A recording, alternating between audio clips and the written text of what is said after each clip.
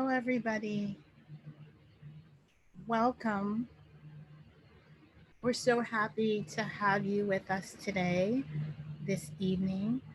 Um, and we are at a session titled Creating Community in Classrooms and Beyond, where Adam Fire Arts Cooperative, Annie and JB, will be sharing a new resource titled How to Share Space.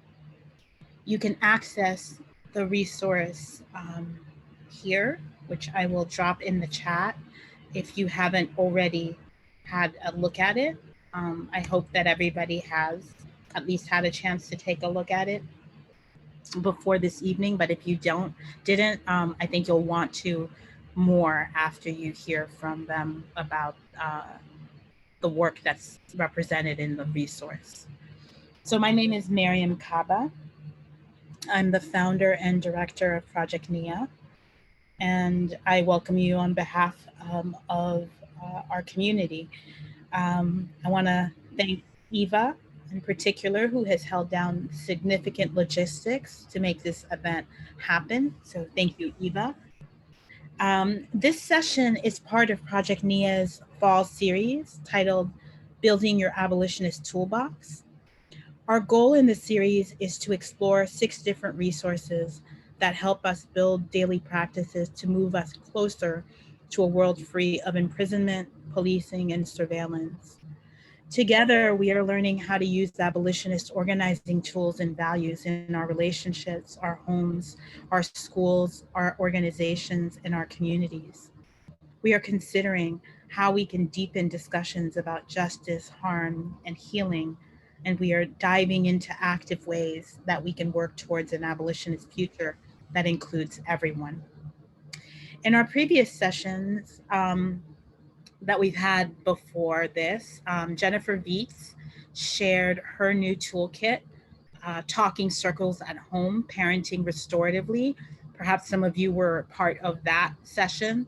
The toolkit, if you haven't already accessed it, is available in the chat. I just dropped it in there. Shira Hassan and I offered a practice session based on our workbook, Fumbling Towards Repair, on October 10th. Our next session in this series is on November 5th, when Lara Brooks and myself are going to share our Whose Security Is It toolkit with folks. The registration link for that session, I'm also going to drop in the chat so that you can register if you want to join us for that.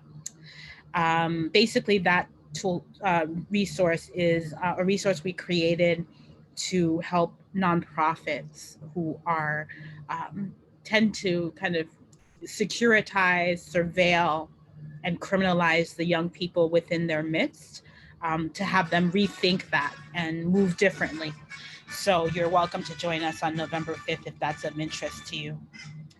I'm also going to, we have several other sessions that are coming after. One is on November 19th, where Santara Matthews is going to take us through a wonderful curriculum called Two Sides of Justice. That's on the 19th of November. And we're going to end with a session on December 3rd. More to come there. We have an incredible team with us today because everything worthwhile is done with others. So join me in welcoming Sadia Khan, who is one of our ASL interpreters, and the other ASL interpreter that we have with us tonight is Trisha Vasquez. And they both have interpreter next to their name, and they will be pinned on the screen. There will be a breakout session in this workshop. So if you're going to need ASL interpretation for the breakout, I ask you to please message Ebony, who has tech next to her name, and Ebony will make sure that you're in the right room with an interpreter. Rebecca Coster is doing live closed captioning for us. Thank you for being with us again, Rebecca. We appreciate it. You can press the CC button located at the bottom of your screen to access captioning. I already mentioned Ebony Green. Ebony is our tech director and has tech next to her name. Reach out to Ebony for any Zoom support or questions. We are also joined by Laura Chow Reeve of Radical Roadmaps, and Laura is doing wonderful graphic note taking for us today. You can find more about Laura here. No, the session on whose security is it is not sold out. Only the free tickets are. The donation-based tickets are still available. So if people want to sign up, you can. So I put Laura's email over there for the Radical Roadmaps. Reach out to Laura for your graphic note-taking needs. We're also joined by Marie and Lisa, who will generously be supporting the chat and the Q&A today. About the chat, participants will be able to chat with panelists. If you have questions, we invite you to drop them in the chat, and people will keep track of them and pass them back on to everybody. Yeah, we, again, sincere thanks and so much appreciation to the whole team for being here and for supporting this session. We couldn't do what we do without you. So let's get centered in our values for this event. I'm going to share some words that I appreciate and are adapted from Free Minds, Free People. And we usually open up our space with these words. So if you've already been here, you've heard them before, but it's always worth hearing again. We believe that at the center of liberation is radical love for each other and for ourselves. That love pushes us to try to create a better world. Because of that, we are working to minimize the amount of harm that occurs in our spaces. White supremacy, misogyny, ableism, classism, homophobia, and transphobia exist everywhere, even in radical spaces. They are some of the threads out of which normative society is woven, and it is hard to untangle them. So if you're called out today, particularly in the chat in some way for perpetuating any of these, please understand that it is not because you are unimportant or that we wish to exclude you. Instead, we are trying to demonstrate compassion and care and do the least amount of harm towards the people in our communities, particularly those with marginalized identities. We recognize that we are all entrenched in these systems of oppression and that we all have work to do. We invite everyone to be accountable for their participation within these systems of oppression. We ask everyone to challenge themselves and to fight against it in these spaces. If you enact displays of power and oppression, we will talk to you. We will invite you to educate yourself and to relearn how to interact with others in the space without enacting harm. If you cannot or are unwilling to address it, we will ask you to leave. We need both love and rage in every part of our lives to carry on dismantling oppression. Both can be a part of radical resistance to the destructive world in which we live today if we put in the effort to truly learn from and care about each other. We seek to forge stronger bonds and create a community that we can rely on rather than systems of violence. So being accountable to each other for our behavior is a really good way to start. With that, I am happy to cede the floor to Annie and to JB, who will introduce themselves to you. I have known Annie for years through our time spent in Chicago. Annie is a wonderful educator and co-struggler, and I've been learning from them for a long time. So welcome to Annie and JB, um, and from Adam Fire Arts Cooperative. Thank you so much for joining us this evening.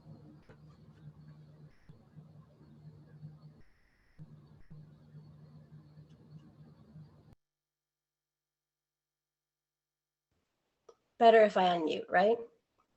Thank you, Miriam, and thank you for that introduction and for the amazing team that you brought together here tonight, from interpreters to graphic notes and everything in between. We really couldn't do without everyone here today. So thank you for making both this resource and this call a reality. This couldn't happen without all y'all's work and support. So thank you for making this both possible and accessible. And welcome, everyone. We're so excited that you chose to share this time with us. And we hope that you're actually going to check out the recordings if you haven't seen the other calls in this Building Accountable Community series as well. We looked at Jennifer Viets the other day, and we know that you're going to find those materials complementary to what we're going to do here tonight. So this call covers the fundamentals of a resource that we published in partnership with Project NIA in the spring of 2020 called How to Share Space, Creating Communities in Classroom and Beyond. And we do hope you've read it already because we want to focus on sharing this space with you now and problem solving with y'all. But if you haven't, don't worry, there's only a short quiz. So as I said, my name is Anna. I'm going to share something here.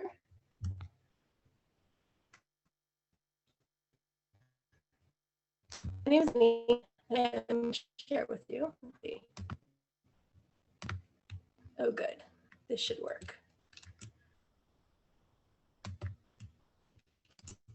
Great. So like I said, I'm part of Atom Fire Arts, and we are a group of artists and educators who believe that we can use transformative practices to imagine and create better educational opportunities for everyone. Over the next couple of hours, I'm going to talk to you a little bit about why we believe this work is so important, and then we're going to break you into small groups for a bit before we check back in. We're going to take a 10-minute break right around the middle of the call, and then after that break, you're going to go into groups again, so you're going to get a few chances to talk to each other. And then after that, we'll come back and we'll take a quiz. See, I told you. And then we're going to discuss some common things that we hear about implementing these practices. Feel free to share your own inputs and your thoughts in the chat, because as time allows at the end, we'll highlight some of your collected wisdom. But if you do end up with unanswered questions or further questions, if you are interested in continuing a conversation with us or doing a training with us in the future, then please always feel free to send us a note at atomfirearts@gmail.com. We're always super pleased to hear from folks. I don't know what I did to that slide.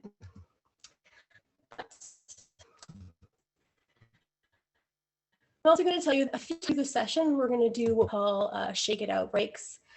And these are just tools we use in our own classrooms and work that allow us to transition between topics and to give everyone a chance to check out what was happening before and to refocus on what is happening now.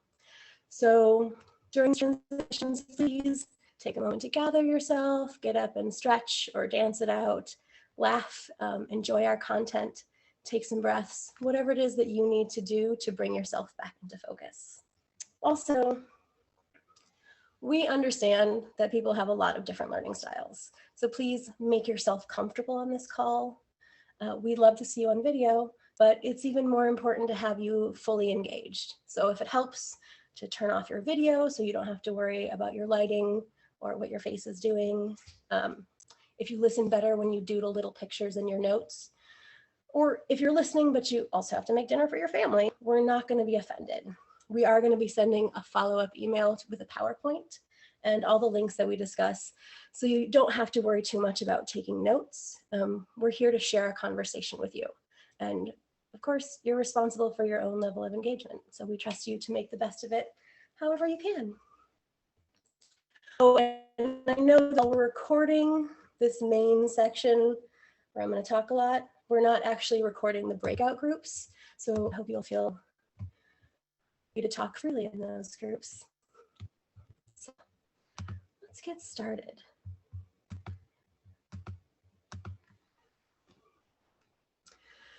So why is this important?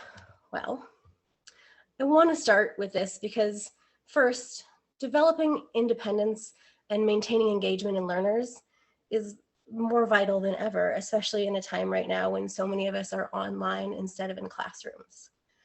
And the current climate basically requires the development of a personal discipline that's going to spark each learner's sense of the intrinsic value of the skills that they're developing. So this moment in history does challenge our concept of classroom management, but it also is giving us an opportunity to imagine and to implement something better than what we had before. So if you've taught primary school, then you know just how much learning young students have to do, not just as academics, but as humans from different home environments, trying to find ways to work together in the larger world for often the very first time. So in my classrooms, I saw both the need and the opportunity to give students the interpersonal skills that had taken me decades to acquire, and not just to tell them, but to give them the space to practice these skills in their interactions and in their learning culture.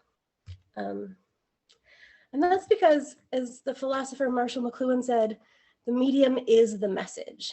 So the idea that how we do things, the medium, is just as important as what we're doing, the message, resonated with me in entirely new ways when I started teaching. And what I discovered through practice is that no matter the curriculum content or the grade level, or whether we're assembled online or in person, how we treat learners in shared space, especially young learners, sets up their expectations for how they should treat and treat others for the rest of their life. So a group facilitator is perpetuating an imbalanced power dynamic by being too controlling or being too laissez-faire, or not consistently enforcing classroom expectations and learners' ideas of how they fit into their world can be affected in ways that create ripple effects for their entire life. Classroom facilitators mostly don't even recognize the potential that we have to create learners who either consider their oppression by anyone who claims authority over them to be natural and expected, and or to consider their own sense of entitlement to be valid and expect others to make space for their oppressive behavior. Both outcomes demonstrate a lack of discipline, and all of the outcomes from these spaces pour over into our workplaces, into our families, and our communities. So if we don't create the space for learners to practice skills like sharing space, being part of a community, advocating for their needs and the needs of their group, thinking critically about the world around them, and accepting critical feedback about their own behavior, who will? How are learners going to know how to run the world if we don't let them practice? This is actually, I think, the true power of a classroom teacher, because we set the example for how the world runs in each individual classroom and in how we interact with each individual student. So the consequences that we choose to employ can help define the entire community's culture and mindset around appropriate ways to deal with young people, especially. So we think it is vital that professional educators in particular understand the basics of how consequences impact human development in several fundamental ways. So consequences, as the result of our actions, represent the most basic unit of learning. Natural consequences are just what they sound like, the natural result of our actions. They lead us to address everyday problems, like if we don't set an alarm, we might oversleep. If we touch a hot stove, we'll probably get burnt. And if we're mean to our friend, then we might not have a friend anymore. And natural consequences are important because they're the best ways to motivate change in future behavior. From natural consequences, we learn like new skills, like remembering to set an alarm or not touching hot things, or that when we have a problem with a friend, being mean is not going to solve it. It's really important that we're allowed to make mistakes and to face natural consequences. It's not always pleasant, but learning how to deal with consequences doesn't just help us learn new skills. Dealing with discomfort, of taking responsibility, and finding joy and opportunity in trying to fix our mistakes builds resilience. And most importantly, when we let people face the natural consequences of their actions, we create opportunities to help one another learn from those consequences. Now, sometimes the natural consequence is too dangerous or it's too subtle to effectively teach us what it is that we need to know. And in that case, a logical consequence might be a good choice for solving a more complex social situation. Logical consequences happen as a result of an action, but they're administered by ourselves or someone else to intentionally try to groom or extinguish a behavior. They are tied directly to the behavior itself that we want changed, and they seek to improve future behavior rather than focusing on creating regret for past behavior. Now, the best measure for a good logical consequence is that everyone can see how the outcome is helpful in changing the situation for the better. It stops the consequence from being perceived as just a punishment. Because after a logical consequence, one should walk away feeling like they learned from their mistake and like they know both how to prevent it and how to fix it if it happens again. A person should feel better, they should feel more capable, and they should feel closer to the group when this happens, when this is resolved specifically. And it has to be resolved, because when we cause others to internalize and identify with their failures by not allowing for genuine resolution, we can cause serious harm to individuals and to the groups. But if we build our spaces intentionally, and if we practice with integrity, then mistakes and failures don't have to be embarrassing or confidence destroying, because instead they can become opportunities for connection, for reflection, and for rededication to our values. Now, punishment and discipline are both types of administered consequences designed to change behavior. But while most of us might think of them as basically the same, the two methodologies feature very different tactics, and the data shows very different outcomes. Because discipline uses consequences to help us learn how to solve problems, how to control ourselves, to deal with our emotions, and to learn from mistakes. Discipline relies on natural and logical consequences, like we've been discussing, to teach, to motivate, and to empower. And okay, this is really important. No matter how logical the consequence seems to you, if you don't have consent from the person facing consequences, it's still punishment. People can get really stuck on this, but it's actually a really simple and really important distinction that's often going to mark the difference between punishment and discipline. And if you struggle with this concept, just remember that discipline is for developing self-control. So if somebody doesn't understand how the consequence relates to the behavior, or they don't agree that the behavior constitutes the consequence, then it's not going to effectively change the target behavior, and in fact is more likely to cause trauma or damage your relationship so that future consequences are even less effective. So punishment is a consequence specifically designed to penalize, shame, or otherwise cause an adverse impact in retaliation for a behavior. And it is mostly what we use. But doctors, educators, mental health professionals, and a host of researchers all support the finding that punishment, including physical violence, isolation, shaming, removing access to resources, or expulsion from a group, can shape how we think, how we behave, how we feel, and how we interact with others. It reduces our cognitive functioning, and it models lazy, violent responses to complex social situations, which we then tend to emulate, which ultimately impacts the culture of the entire group. So, for example, someone who's punished with physical violence like spanking experiences adverse effects, including being more likely to become aggressive or violent themselves, which makes sense if we consider that hitting someone to teach them that hitting is wrong not only offers no alternative action to replace the wrong action, but reinforces that wrong action as a viable option for dealing with a problem.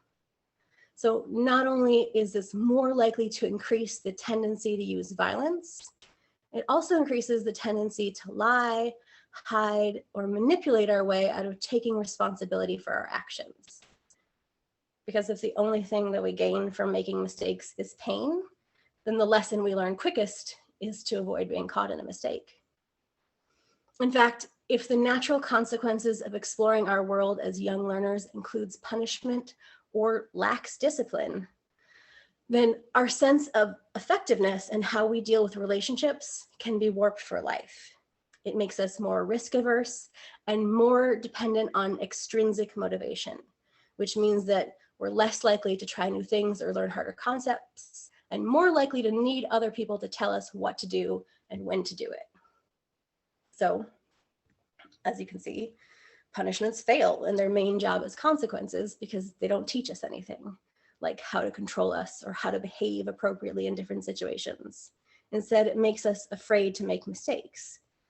And since learning is all about making mistakes, when we're afraid to make mistakes, we can't really learn.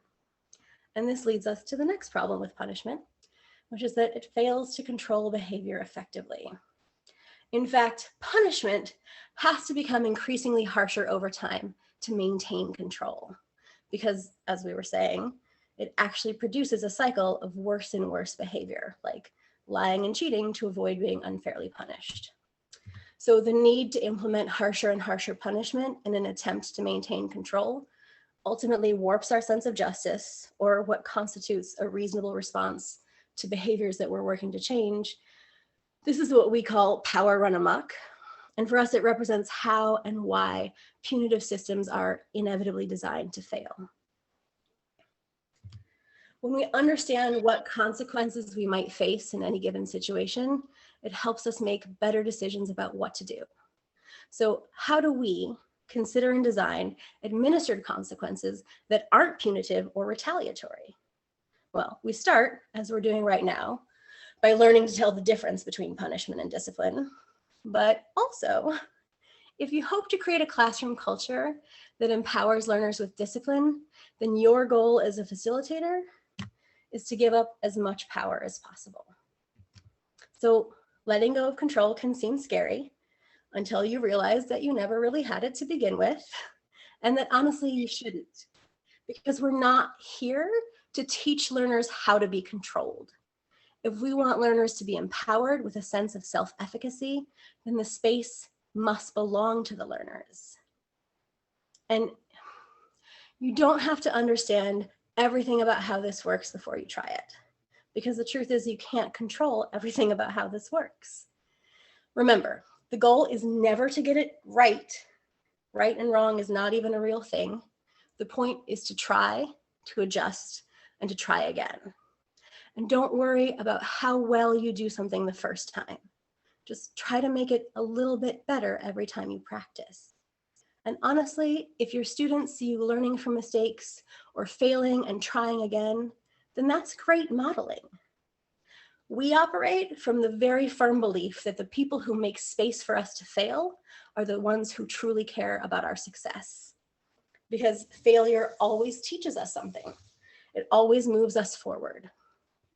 It's the fear of failure that holds us back, that convinces us we have to know something before we can try it. And that robs us of our own experience, and it means we never get to know what we would have learned by practicing.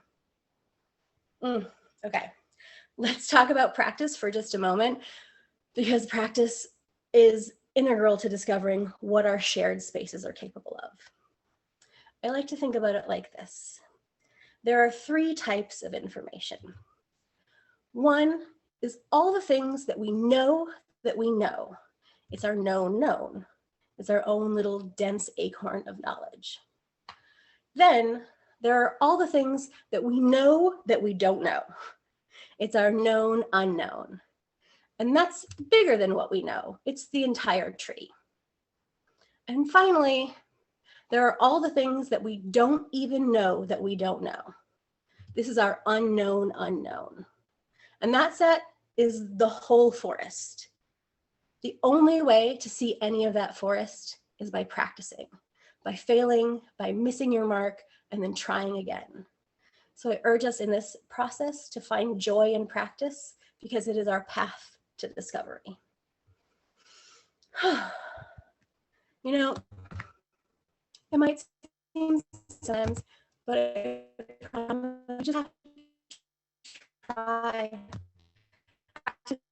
to really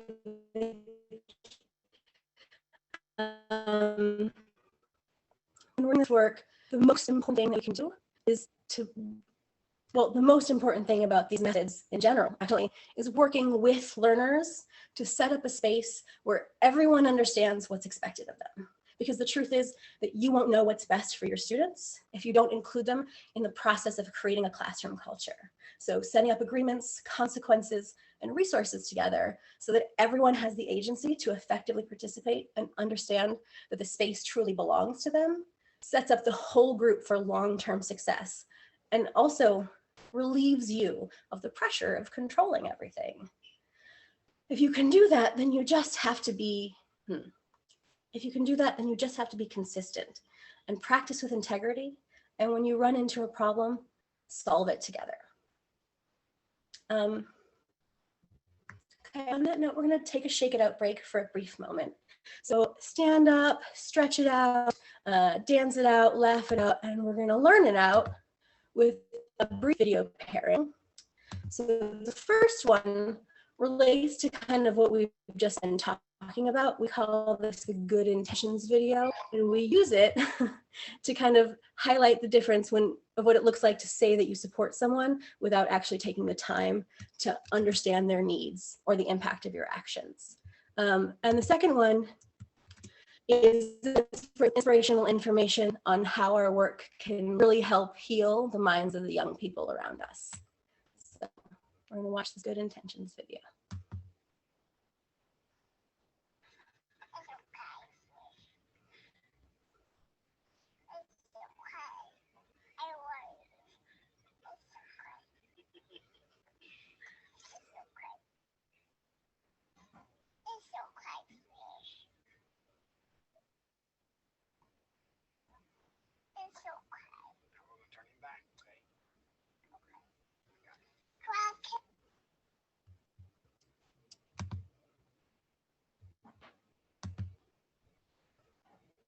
The emotional effects of childhood trauma are well known, but new scientific research reveals that a child's positive and negative experiences can shape and reshape the brain.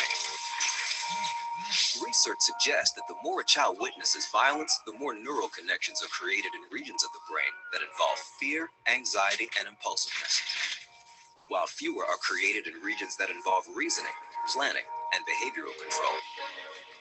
The good news is the young brain is malleable or plastic, and fostering stable, supportive relationships can prevent or help reverse this damage, resulting in lifelong benefits for the child's learning, behavior, and overall health. So how can you help a child in your life? Just remember these 5 healing gestures. Celebrate them with a compliment or by applauding their efforts. Comfort them by staying calm and patient. Listen to them and show an interest in their passions. Collaborate with them by asking their opinions, and inspire them with new ideas. With these everyday gestures, you can help a child look forward to a bright future.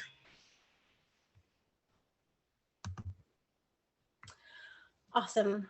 Welcome back from that shakeout break, folks. I'm going to actually stay off video because I hear that it makes me a little extra choppy. But I've got a slideshow for you. So we're going to move forward right now that we've recentered. And we're going to go over an idea that's going to be useful in your group work in just a little while. And this is our ABCs of interpersonal interaction. And we use these to help us check proposed consequences against the simple human rights baseline of agency, boundaries, and credibility to prevent us from crossing over into punitive, oppressive, or abusive tactics. So let's take a closer look at these components. We define agency as a person's opportunity to take an active role in their own life to try and produce a specific effect or outcome. A sense of agency is much easier to attain when a person has a well-developed sense of self-efficacy or the belief that we can improve our own lives. Great. In other words, if we want developing minds to build the capacity to make their own decisions, then they have to believe that their voices and choices matter. And of course, having agency doesn't mean that we can all do whatever we want. There's always a balance to be struck. Natural consequences, social pressures, access to resources, and community agreements are just a few things that may impact the decisions we make when we have the agency to make our own decisions. And everyone has to consider myriad external factors in order to make decisions about our lives. Practicing these skills when the decisions are smaller helps us know what to do and to feel confident in our right to make our own choices when the decisions are big. Boundaries are the guidelines that identify reasonable, safe, and permissible ways for us to behave towards one another, and they define how we're going to respond when someone passes those limits. They're essential for basic safety and for trust building between individuals and groups. They can be physical, emotional, and mental limits that we establish to protect ourselves and to separate who we are from who others are or who they want us to be. Boundaries are an expression of our consent, and boundaries evolve because they can change as we do. So if someone has a boundary today that they don't have next week, or if something was okay last year that's not okay today, that doesn't mean that they were wrong or they were lying before, because we all have the right to change our boundaries as we change.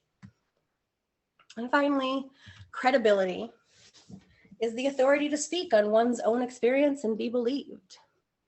So if a person says to you, the sky is green, and you say, it's blue, then you're not giving them credibility, because you get so secure in your knowledge that the sky is blue that you forget to practice giving that credibility to others, which means there's no space in your world for a green sky, and the interaction is probably over now. And also, when we deny someone else's direct experience or genuine reality, it's also called gaslighting, and it's not a really sociable or mindful way to behave. So we suggest maybe some curiosity. So if a person says the sky is green and you respond with curiosity by saying all the time or just right now, then you've given that person some credibility. And if they tell you all the time, maybe you just discovered that they're colorblind. And if they say right now, you might check for some severe weather warnings, like how helpful that they shared their experience with the group. Because yeah, the sky is usually blue, unless it's pink or it's purple or it's orange or it's stormy and the sky is green. But let's kind of take a look at these situations a little bit. I know that you all have had a chance to talk about them, but I'm going to kind of talk about each one of these a little bit to let you know some of our thoughts. So the first example of power run amok is the child in Los Angeles that was forced to pee in a trash can. If you didn't get to it, in this incident, an 8-year-old child was denied access to the bathroom and instead forced to use the trash can in front of the class, and then further humiliated by being forced to wear a trash bag after getting urine on his clothes while attempting this. Did you think of better solutions to this issue? Because I really hope so. I'm sure you did. You know, this one really gets me because I hear stuff like this, like around permission to go to the bathroom all the time. Look, just don't restrict access to bathrooms. It is not an appropriate level of control to hold over anyone. I don't care how many times they've gone today. I don't care how many times they've been caught in the hall messing around. Do not restrict other people's access to the bathroom. There are so many better solutions. So, of course, like any teacher, yeah, I've dealt with this in the past. I taught first grade, and it can be frustrating, but restricting somebody's bodily autonomy is not a price I'm willing to pay to try to lessen that frustration. So what I've done is allow a trip to the bathroom, but assign a buddy who can help make up missed lessons or who can check on them if they've been gone for a long time. Because if you know that someone's going to come looking for you in the bathroom, then if you're gone too long, then you're usually a little bit more efficient. And if not, then there are enough other consequences that come from that evasion of class to be able to address this issue without making someone pee in a trash can. The next incident is from North Georgia, and this was an honor student who was suspended for blowing the whistle on her school failing to take proper safety precautions for their students returning during the pandemic. So she posted a photo of crowded hallways and maskless faces on her social media. And while her suspension was later revoked due to some backlash the school received, it's still a really great example of power run amok. Why is this power run amok? Well, some of the backlash that we happened upon actually expressed it really well. This commenter said, and I quote, "Telling your students that they can face disciplinary action for publicly raising major health and safety issues at a facility where their attendance is compulsory is the very definition of fascism."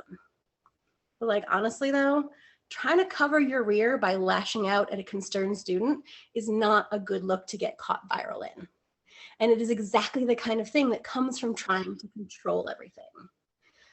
We can't tell people that it's against the rules to dissent. We can't tell people that they aren't allowed to talk about how our bad decisions are impacting them. If we really want people to be free, then we have to teach freedom, including the right and the responsibility to speak truth to power and to advocate for the health and safety of our communities. These are basic constitutional rights, and making sure that everybody under our guidance or our control is having their basic rights respected is a good benchmark to hold ourselves and our institutions to. Now, ideally, every school would have an easy process, like a talking circle, where students could have their voice heard when there's something that they want to change about how their learning space works. Most of us are not quite there yet. So, like, a reasonable solution would be to let this intelligent, observant, concerned, and responsible young person help figure out how to solve the actual safety issue. Then she can share about that on her social media too, and that makes our inspiring student-led mass compliance initiative and innovative problem solving the viral story, because we decided to solve it together. When we let go of control and we let the learners have some of it, good things can happen, I promise. So why not give it a shot? Finally, we're gonna look at this last one. I really hate this one. We're gonna look at a child who was attacked by the security guard in Seattle. If your group didn't get a chance to look at this one, a child threw a temper tantrum and lashed out at the principal. The principal called security on her, and then she was attacked by the responding security guard.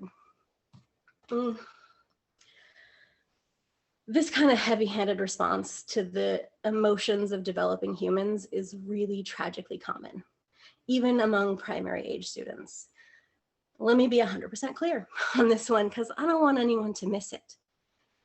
Calling for a uniformed or armed responder trained in force tactics to deal with a child in their learning environment is violence. In fact, this incident is being investigated as child abuse. And this is a violence that most of us can't even fully conceptualize, because we become so tied up in the idea that we have to, or we need to, or we deserve to have so much control over someone else that they don't really even get to be a person. It's this kind of response that we see a sense of justice that's been warped by a system that asks us to outsource our violence. What it comes down to for us is this. If a teacher can't handle an 8-year-old or an 18-year-old for that matter, having an emotional reaction and throwing a temper tantrum every now and then, if we're so afraid of basic human emotions that we need someone with a gun to be present, or if there's no room for kids to make mistakes, push boundaries, and disagree with the way that they do things, then they shouldn't be working in education. We all have moments where we struggle to be our best selves. We really do. But that's actually why building in spaces for everyone to access and practice care and communication are so, so important. Because if we are practicing, then we use those spaces too, which can make a huge difference in how we respond to it in our own frustrated, angry, or scared states of mind. So taking that moment could make a lifetime of difference for someone else under your control. And as for how to deal with this, like, I know you all had better solutions than this situation. And I too have had some very emotional young people in my class. I've had almost this exact kind of situation. It is what a reflection area is designed for, or in some cases, a designated safe space. And I've personally seen so much success in giving a child the space to go deal with their emotions appropriately and rejoin everyone else when they have their big feelings under control. You can actually find out more about how to set up spaces like that in the Spaces for Successful Self-Reliance section of our resource. That was a lot of S's. Okay, we're gonna shift away from this power run amok mess for something a little bit more joyful now.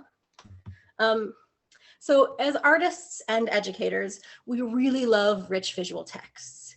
Like truly not only are they good shakeout break content, but visual and audible texts are incredible tools because they are accessible across a broad range of ages and experiences and levels of ability. So a rich text is an amazing thing for the opportunity that they can provide to turn a concept into a conversation. We're about to take our 10-minute break, and we hope that you're going to take care of your needs, but also that you're going to maybe stick around and check out the video content that we curated for you. And if it's choppy, please feel free to just go look these up and watch them on your own because the art in them is amazing. But we're going to start using Laura Mavula's That's All Right video, which is a reflection for us on the problematic power dynamics to wrap up the conversation that we were just having. And then we're going to watch an upbeat danceable anthem of freedom from Pharrell that is giving us all the life right now. And we're going to finish it off with Stromae's Papote video, which is not only a powerful story of our responsibility to shape the world with young people, but it is such a great classroom tool to help learners tell stories, ask questions, and analyze text, emotion, and artistic choices for storytelling. A great video here that we really like to use as an example of how fun and amazingly joyful learning can be when we give learners the agency to explore, make mistakes, and learn through practice. So don't go too far. This is just a minute long, but sit back, stretch it out, and kind of reorient yourself to our whole group as you watch Chef Kobe eat.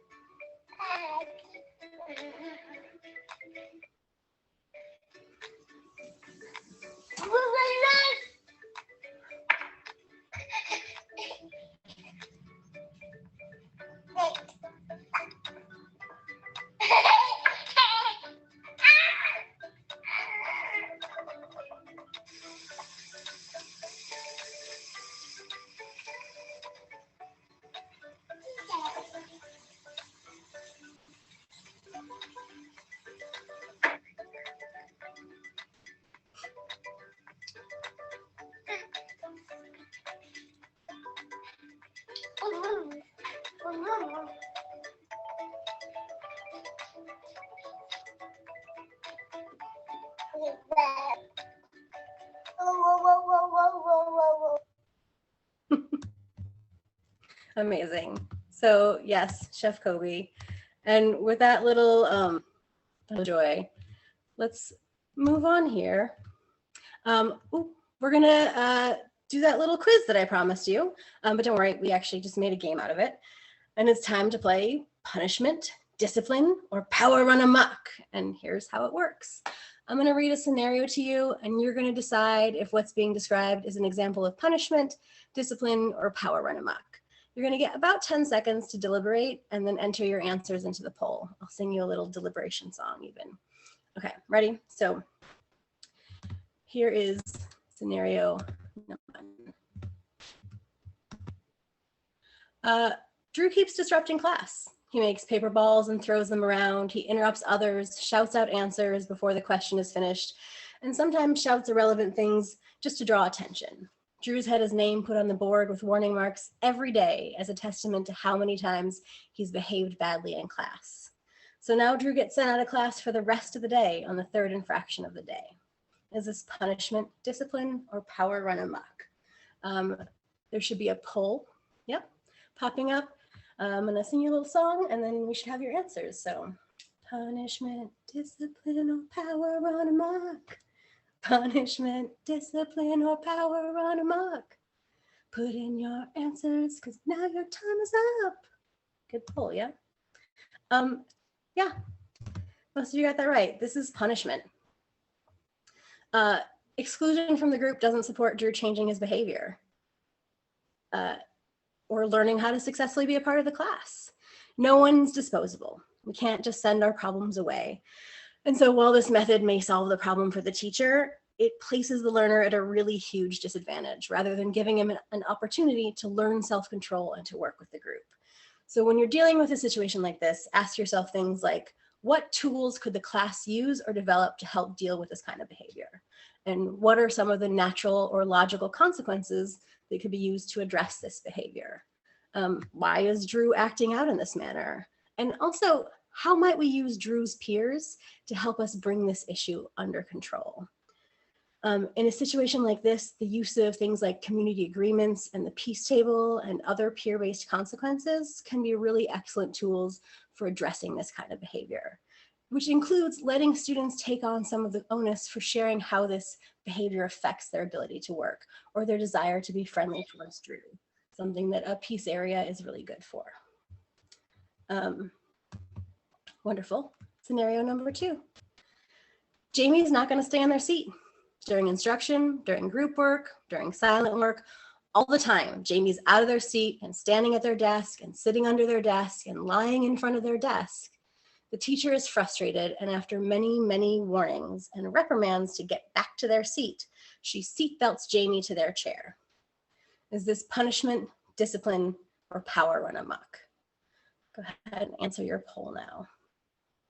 Punishment, discipline. Yeah, you guys got this. You don't even need my song. Yeah. This is power run amok. Physical restraint is an extreme form of punishment that is not suitable for use in a classroom setting. So demonstrating this level of power over a learner erodes their trust of your relationship with them and makes it impossible to continue teaching them effectively, because the facilitator basically defeats herself by going too far. And the learner is not going to be able to calm down their amygdala and engage with the material in a meaningful way under her watch. So kids wiggling around, questions we might want to ask. Is Jamie getting their work done? Is Jamie disrupting others? Who is actually harmed by Jamie not sitting in their seat? Why is it a problem, or is it really a problem? Because if Jamie's not doing their work, then the logical consequence is that they may fail that assignment or a string of them. But unless this behavior is somehow significantly disrupting others, it can and it should be accommodated. It's an opportunity to look at the structure of our learning spaces and make them more accessible. So if a learner has a hard time paying attention, what constructive distractions are available in our room to keep them on task and learn the content of our lessons? Or what options, if they can't sit in a chair, what options do they have to do their work while they're standing or laying on the floor? Okay, you guys are doing great. Our final scenario.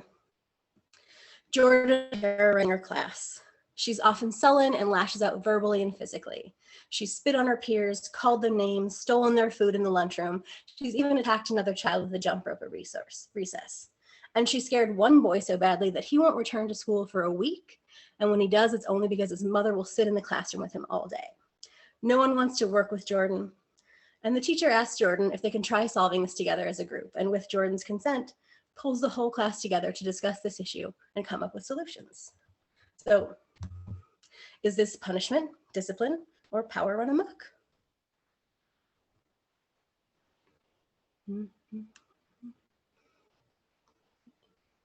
Yeah, you don't even need 10 seconds. Everybody is on top of this. This is discipline, right? In the whole group peace circle, Jordan has to confront her own behavior and hear how she's impacted her classmates. She gets to participate in a class brainstorm of solutions, and she has an opportunity to do better with new tools and support from her classmates. And a problem that's been frustrating teachers, administrators, and students for months is successfully solved by simply asking a student what she needs to succeed. This story is actually directly from my own classroom, and the established practices of using community agreements, a peace table, and a reflection area were all core concepts that allowed 25, 6, and 7-year-olds to sit on a carpet for an hour and solve this problem together. And I gotta tell you, like, that didn't just help Jordan. It really incredibly increased and strengthened our whole class culture. So y'all did great. I hope you're feeling good about those. You clearly know your stuff. So please really do feel like you can reach out to us at atomfirearts@gmail.com if you're having problems with any of this or you have questions that don't get answered here today. But speaking of problems, I do want to go over a few things that I hear often. And so I'm just going to go ahead and address kind of the main things we hear over and over again. One of these is definitely, this takes up too much time. I don't have this kind of time in my classroom. And I know that feeling, but I can say from my own experience that practicing these techniques And investing this time at the beginning to make sure learners have a classroom culture that helps them understand the expectations of the learning space is going to result in better outcomes over the long term. And it includes less time spent on behavior management overall, less time going over the same material, and less time trying to wrangle learners' attention. Well, what we've offered you in this resource are the core aspects of this kind of practice. We certainly are not the only ones exploring these methods. I actually highly recommend taking a look at consciousdiscipline.com. They have a lot of really amazing resources that can help you integrate this kind of culture seamlessly into your classroom. People also try to tell me, my students are too young for this. But really, this is a mindset that underestimates young learners. If your students are old enough to be in a classroom or a shared learning space, then they are old enough for these practices. Giving even very young learners these tools, letting them practice, letting them fail and try again, sets them up for more and more success. Because you don't get to decide what they're ready for, they do. And if they're given the space to feel capable, if we can empower them by respecting their agency, their boundaries, and their credibility, then they'll show you how capable they are. Talking about what young people can or can't do actually always reminds me of early labor history. Maybe you know about the newsboy strike of 1899, maybe via the movie or the Broadway show Newsies, but like really there's a lot of stories of young people in that period advocating for their rights just as effectively as their adult counterparts in the labor force. There's a really great book called Kids on Strike by Susan Campbell Bartoletti, and that's a great reminder of just how capable kids can be given the opportunity. Another thing I hear sometimes is my administration or district doesn't support this. And I feel you on that. Having an unsupportive administration or being the only classroom in the school who operates this way can be really hard. It can be frustrating, it can be lonely, but it can also help the cohesion of the group you're working with. And it can even help cement the differences between punishment and discipline for you and the learners in the space. So also, your administration can't actually keep you from doing this work because this is a practice that's based in interpersonal interactions and how you treat the students in your classroom. So no matter what the school or the district rules are, if you can find space to treat someone under your control the way that you believe every human being deserves to be treated, then you've done it. And you can do this. What it comes down to for us is remembering and understanding really deeply that the space has to belong to the learners. If we can put their needs first, then our classrooms no longer belong to the administrators and to the politicians. And if your administration remains unconvinced or actively undermines your work, well, one, question their motives and continue advocating for tools that help your learners to develop into whole people who are ready to run the world themselves. And you are not in this alone. We're just some of the folks out here looking to support you. We know that this is the right thing to be doing. And you know what? So does the Harvard Center for the Developing Child. This is one of our favorite resources, first for how accessible they make all the science behind this stuff, and also because few people are going to dismiss Harvard's work. So you have that respectability factor going for you if you're trying to open up this conversation with your administration or your district. Engaging with Harvard's material makes it pretty quickly clear that all of these practices are based in reputable, cutting-edge research on human development. And finally, every once in a while I hear, the world isn't going to treat them this way, so why should I? Whew. You know, to that I say, rarely will you find yourself in a situation that supports pushing back against systemic oppression. But that doesn't mean that it's not worth doing. There's always going to be an authority that fears or doesn't want to support the empowerment of those under its control. But if we practice in our classrooms, it transforms the real world. Because classrooms are where we all learn to be in the world. Just like we see the way that zero tolerance and depending on school resource officers has really desperately transformed the world into a place where we need to re-examine the meaning of justice. There's another tool that we like for this. I'm going to briefly highlight it because I see we're really short on time.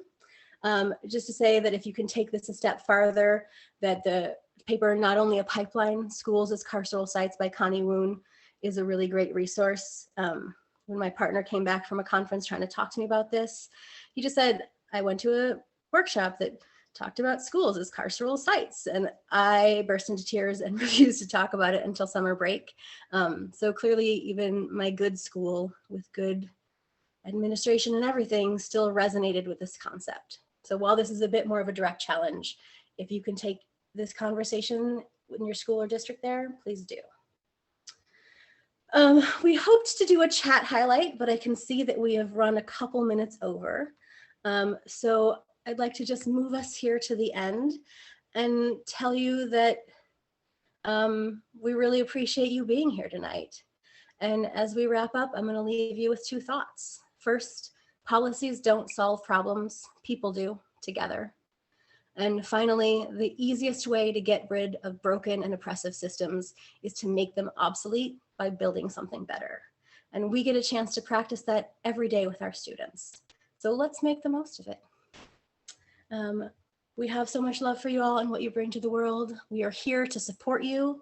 We hope you'll write. We hope you'll practice. Thank you again to our amazing team, to our producer, our interpreters, our technician, our chat monitors, our graphic notes, our closed captioning, and more. Thank you to Miriam Kaba and to Project Nia. And thank you all so much for joining us tonight. We really appreciate you.